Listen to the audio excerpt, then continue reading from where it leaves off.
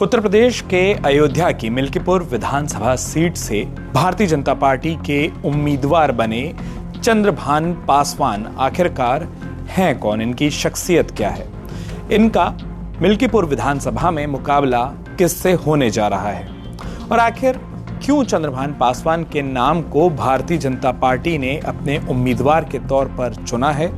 और सबसे बड़ी बात यह कि चंद्रभान पासवान ने इस उम्मीदवारी की रेस में अपनी ही पार्टी के भीतर किन किन लोगों को पछाड़ा और पार्टी का टिकट हासिल किया। अमर उजाला उत्तर प्रदेश के इस खास वीडियो में हम आपको इन तमाम सवालों का जवाब बताएंगे।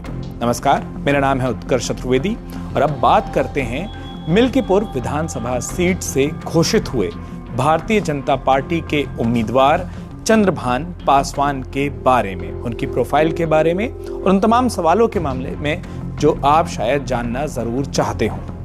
खरमास के खत्म होते ही मकर संक्रांति के दिन भारतीय जनता पार्टी ने अयोध्या की मिल्कीपुर विधानसभा सीट से अपनी पार्टी के उम्मीदवार की घोषणा कर दी। ये घोषणा होते ही कई लोग चौंक भी गए क्योंकि कई और नामों की भी चर्चा थी।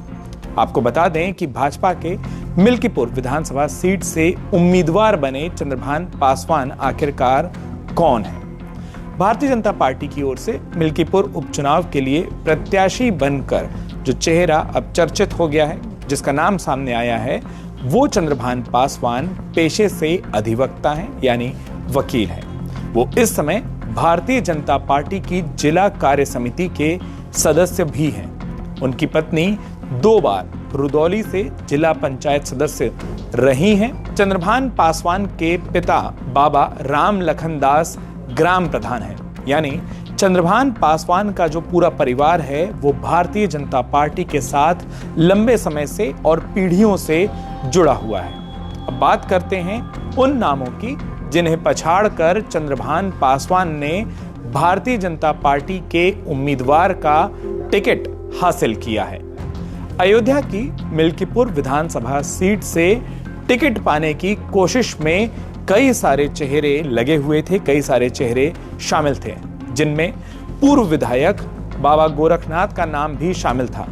अमर उजाला से ही बात करते हुए खास इंटरव्यू में बाबा गोरखनाथ ने साफ तौर पर कहा था कि वो पार्टी से टिकट पाकर चुनाव लड़ना चाहते हैं। वो दोबारा उस चुनावी मैदान में उसी खानदान के खिलाफ लड़ना चाहते जिनके खिलाफ पहले भी वो उतर चुके हैं। गोरखनाथ के अलावा जिस नाम की खूब चर्चा थी वो था नौकरशाह और उप परिवहन आयुक्त सुरेंद्र रावत का नाम। सुरेंद्र रावत ने पिछले ही हफ्ते खत्म होते होते स्वैच्छिक सेवानिवृत्ति यानी कि VRS के लिए आवेदन भी कर दिया था, जिसके बाद उनका नाम भारतीय जनता पार्टी के उम्मीदवार बनने की रेस में काफी आगे माना जा रहा था। लोगों का मानना था कि उन्होंने VRS टिकट पाने के लिए ही अप्लाई किया है। वैसे टिकट के दावेदारों में पूर्व विधायक रामू प्रियदर्शी का नाम भी शामिल था।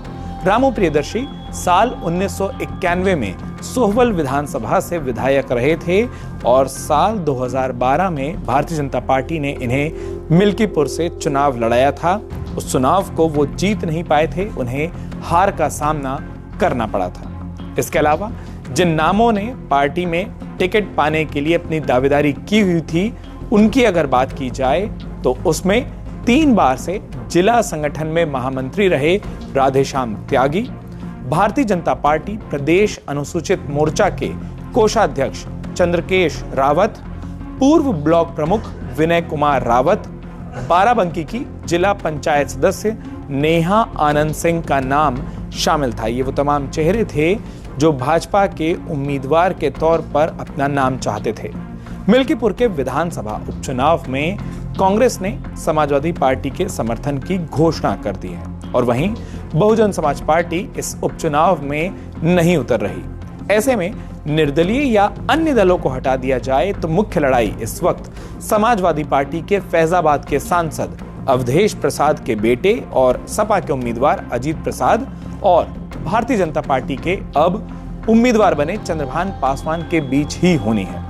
चंद्रभान पासवान के चुने जाने के पीछे जो सबसे बड़ा कारण है वो भी अब आपको बताते हैं। माना जा रहा है कि भारतीय जनता पार्टी के प्रदेश संगठन और सरकार के कई मंत्रियों ने पिछले दिनों में मिल्कीपुर में ढेर सारे दौरे किए थे, जिसमें संगठन के पदाधिकारी भी शामिल थे। और उन दौरों के बाद वो किसी नए चेहरे को उतारने पर लगातार जोर दे रहे थे। और शायद इसी फीडबैक के कारण पूर्व विधायकों के नाम उम्मीदवारी की दौड़ से कट गए। वहीं गैर विवादित चेहरे को चुनने की खोज में पार्टी ने एक ऐसे स्थानीय नेता पर दांव लगाया जो समाज से बतौर वकील पेशे के तौर पर जुड़े हुए हैं, और इसीलिए चंद्रभान पासवान को भाजपा ने अपना उम्मीदवार चुनने में बेहतरी समझी है।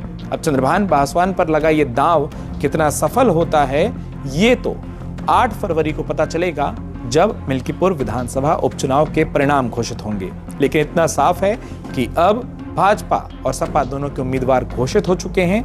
नामांकन का इंतजार हो रहा है और उसके बाद जब प्रचार जोर पकड़ेगा तब देखना है कि अयोध्या कहे जाने वाली मिल्कीपुर सीट को, जिसको लगातार देश दुनिया में अयोध्या की लड़ाई कहकर प्रसारित किया जा रहा है, उसमें भाजपा सपा के बीच में कैसे शब्दबाण, कैसे राजनीतिक वार पलटवार हमें देखने को मिलते हैं।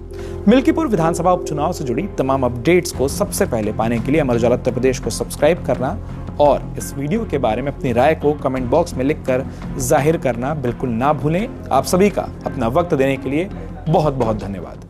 अगर आप ये वीडियो YouTube पर देख रहे हैं तो हमारे चैनल को सब्सक्राइब करें और बेल आइकन को दबाना ना भूलें। अगर आप Facebook पर ये वीडियो देख रहे हैं तो हमारे पेज को लाइक करें।